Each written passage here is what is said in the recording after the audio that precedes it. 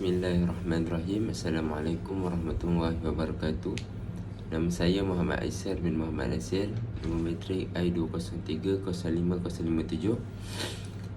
Hari ini saya akan membentangkan berkenaan Imam Al-Bukhari. Sedikit latar belakang Imam Al-Bukhari adalah Imam Al-Bukhari lahir di Al-Bukhara, Uzbekistan, iaitu di Asia Tengah. Dan nama lengkap beliau adalah Abu Abdullah Muhammad bin Ismail bin Ibrahim bin Al-Mughairah bin Bardizah Al-Ju'fi Al-Bukhari. Beliau lahir pada hari Jumaat, tepatnya pada tanggal 13 Syawal 1945 Hijrah, iaitu 21 Julai 810 Masihi. Datuknya bernama Bardizbeh, berketurunan Parsi, yang masih beragama Zoroaster, tetapi ibu bapanya Murirah. Ibu bapanya telah memulai Islam di bawah asuhan Al-Yaman Al-Ja'fi. Masa kanak-kanak Imam Al-Bukhari penuh dengan keprihatinan di samping menjadi anak yatim. Beliau juga tidak dapat melihat kerana buta matanya. Ibunya sentiasa berusaha dan berdoa untuk kesembuhan beliau. Dengan izin Allah dan kurniaan Allah, menjelang 10 tahun matanya sembuh sepenuhnya. Seterusnya kita akan pergi ke penterjemahan kitab berkenaan Imam Al-Bukhari. Imam Al-Bukhari adalah seorang imam yang paling memahami ilmu agama dan boleh memimpin dan memahami hadis serta dapat mengeluarkan pemahaman fiqhnya. Abu Abdullah bin Ismail bin Ibrahim bin Mughairah bin Bundazibah. Huruf ba berbaris depan, kemudian huruf ra berbaris mati, kemudian zai berbaris mati, kemudian ba bercantum, kemudian ha. Maka terjadilah Al-Bukhari dengan makna dari nama tersebut adalah tan. Nisbah Bukhari itu adalah nisbah dari Yaman, Ju'fi Bukhari Abdullah Muhammad bin Yaman Al-Musdi Syekh Bukhari. Nisbah Bukhari itu nama daripada datuk-datuknya. Kemudian Imam Al-Bukhari dilahirkan pada selepas solat Jumaat 13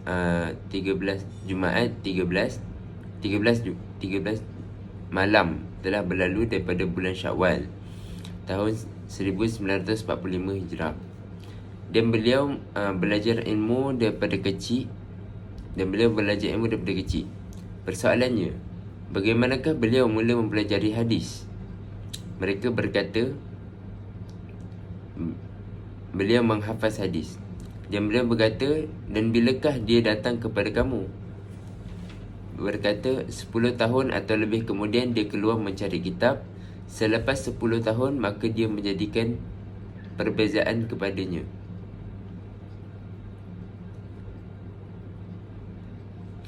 Dan berkata Ad-Dakhili. Seterusnya aku berkata, wahai ayah fulan, Zubair tidak meriwayatkan dari Ibrahim, maka dia menghinaku. Aku berkata, kembali kepada asal. Jika kamu memilikinya, maka masuk dan lihatlah. Kemudian dia keluar dan berkata kepadaku, bagaimanakah dia? Aku berkata, dia adalah Zubair bin Adi dari Ibrahim. Maka aku mengambil sebatang pen dan menghukum kitabnya. Maka ia berkata, sahabatku. Maka berkata sebahagian sahabatnya, berperang umur anda ketika anda menjawabnya? Berapakah umur anda ketika anda menjawabnya? Maka berkata 11 tahun. Apabila ia berusia 16 tahun, dia menghafaz kitab Ibn Malik dan sangat mengetahui semua perkataannya. Kemudian saya dan keluarganya berpindah ke Mekah. Dan selepas selesai menunaikan haji, ibu saya dan keluarga saya membawa ibu saya balik, dan saya tinggal di sini untuk mencari hadis. Dan ketika Imam Bukhari berusia 18 tahun, dia telah menyusun atau menulis karya sahabat dan para tabi'in dan mengumpulkan kata-kata mereka. Dan ketika itu zaman Ubaidillah bin Musa, dan ketika dia menulis kitab tarikh, dia di samping kubur Rasulullah di malam purnama dan berkata, katakanlah nama pada sejarah. Kemudian Imam Al-Bukhari telah pergi menuntut ilmu pada muhaddis tersohor dan telah mula menulis kitab Bahrasan dan gunung-gunung dan Madinah dan Iraq dan Hijaz dan Syam, Mesir, dan dia telah datang ke Baghdad, Dafa'at, dan berkata, aku menulis 1000 hadis syekh tentang ulama atau lebih, dan aku tidak ada hadis kecuali aku mengingati sanadnya, dan tiada satu pun hadis tentangnya kecuali aku ingat sanadnya, dan berkata aku menghafaz 100,000 hadis sahih dan 200,000 hadis yang tidak sahih. Dan berkata Zahabi, di atas kepalanya mempunyai pandai dan mempunyai ilmu dan mempunyai warak dan ibadah. Dan berkata Muhammad bin Basrah, Muhammad bin Basrah beliau adalah pakar dalam bidang Bukhari Muslim.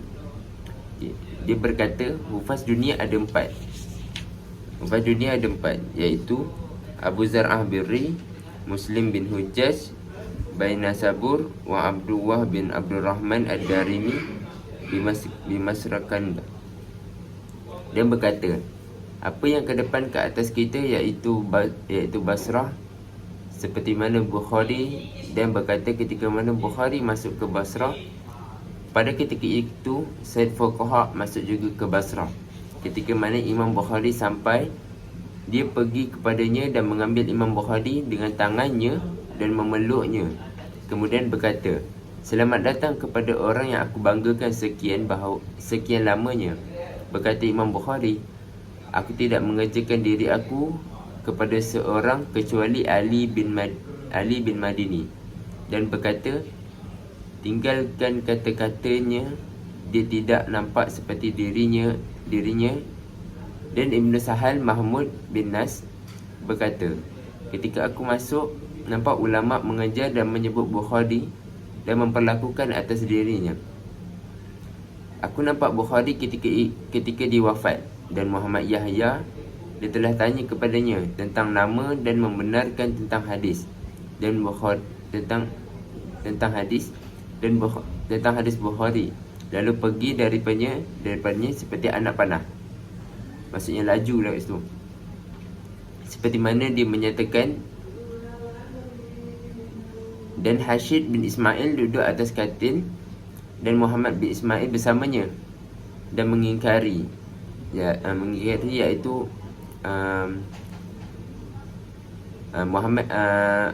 Hashid bin Ismail mengingkari riwayat Bukhari. Muhammad bin Ismail akan sesuatu. Kembali Ishaq pada kata-kata Muhammad, wahai orang-orang yang menjaga hadis, tulislah tentang orang ini. Jikalau dia berada pada zaman Hasan Basri, maka memperlakukanlah orang-orang kepadanya untuk mengetahui tentang hadis dan kefahamannya. Telah berkata Imam Tirmizi, iaitu pemilik kitab Sunan Tirmizi, aku tidak nampak di Iraq dan Kursan pada makna kesalahan dan sejarah dan pengetahuan kecuali sanad-sanad yang diberitahu Muhammad bin Ismail. Maksudnya Imam Tirmizi menyatakan bahawa ketika ada Imam Al-Bukhari pada zaman Hasan Al-Basri, maka beliau menyuruh untuk kita menulis apa sahaja yang dikatakan dan sanad-sanadnya kerana beliau adalah seorang yang berpengetahuan tinggi dan sanad-sanadnya amat lengkap, dan beliau sangat mengetahui tentang hadis dan sejarah. Seterusnya, dan berkata Muhammad bin Ishaq, tidak pernah aku nampak di bawah langit-langit ini yang lebih pandai berbanding Bukhari. Dan berkata Ahmad bin Hamdun telah datang kepada Bukhari dan bertentangan mata dan berkata, berikan aku untuk cium kedua kakimu, ya Ustaz, ketua muhaddis dan pengubat hadis, pada kesakitannya. Dan berkata Imam Bukhari, tiada orang yang membenci kamu kecuali orang yang hasad, dan aku bersaksi tiada orang lain seperti kamu di dunia.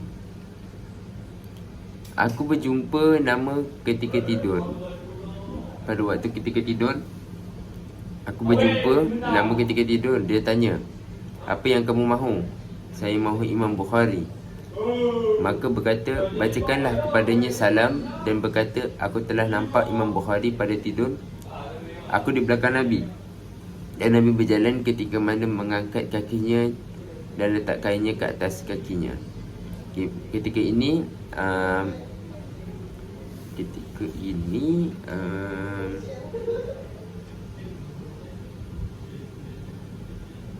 ketika ini Muhammad bin Yusuf sedang tertidur dan beliau bermimpi tentang Nabi. Kemudian Nabi Muhammad bertanya kepada Muhammad bin Yusuf, apa yang kamu mahu? Dan beliau menyatakan, aku mahu Imam Bukhari. Maka Nabi Muhammad menjawab, bacakanlah kepadanya salam, dan berkata, dan Muhammad bin Yusuf telah nampak Imam Bukhari pada tidurnya di belakang Nabi dan berjalan ketika mana kakinya meletakkan kakinya ke atas kaki Nabi. Berkata Hakim, aku mengetahui sesiapa yang bersifatkan Bukhari dengan mengangkatkan tempatnya atau meletakkan dia ke depan pada ilmu hadis. Akhir sekali, berkata Imam Nawawi, kebaikannya terlalu banyak sehingga tidak boleh dikira. Kerana kebaikannya terlalu banyak, dia telah membahagikan hafazan dan dirayah dan ijtihad pada mengumpul riwayat yang sangat berfaedah dan wara'.